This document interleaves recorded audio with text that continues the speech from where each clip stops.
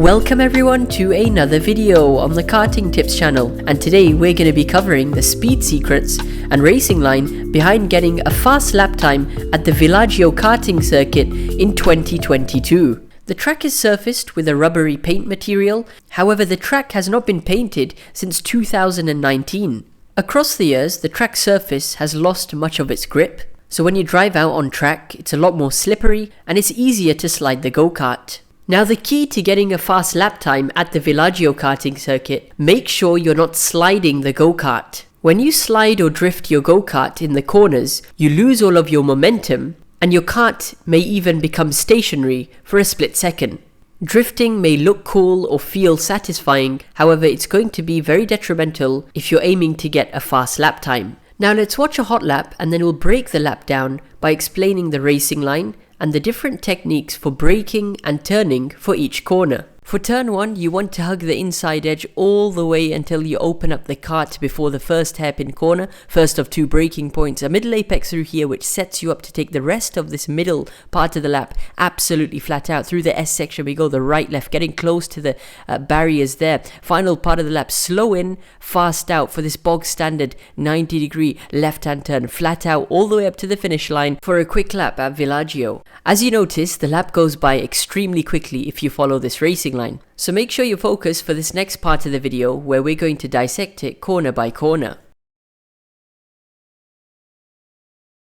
It's important that your go-kart is positioned in the middle of the track as you start the lap, because for turn number 1 you want to try and turn as early as possible. Turn earlier than you think, because the aim should be to hug the inside edge for the entirety of this sweeping left hand turn. As you can see, we're getting right up to the inside edge and keeping one rotation of steering. Now as the corner ends, we want to start opening up the steering wheel and heading slightly wide towards the middle of the track, which is where we start braking early.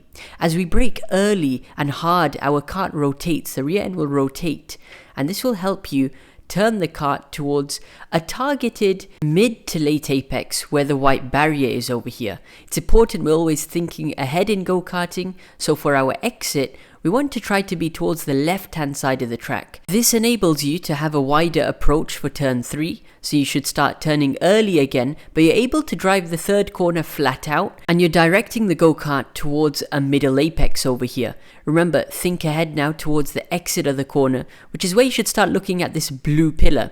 When you look at the blue pillar, your kart will naturally exit towards the outside edge, which is where you want to try and use the full width of the track at this stage. This will help you prepare for turn 4, which requires you to turn early. Remember, it's a right hand turn, also taken flat out. So by turning early, you're going to be committing your kart towards a close apex over here. Look at that, getting right up to the apex point, a middle apex once again, but notice how we can form almost a straight line now to turn 5. By driving in a straight line as possible, you're putting as less steering input in, there's no zigzag motion either, and before you get to turn 5, start turning to the left now. Again, aiming to take a close middle apex in between the red and white barrier over here. Think ahead once again to the exit of the corner, which you want to drive towards the outside edge where the blue wall is there.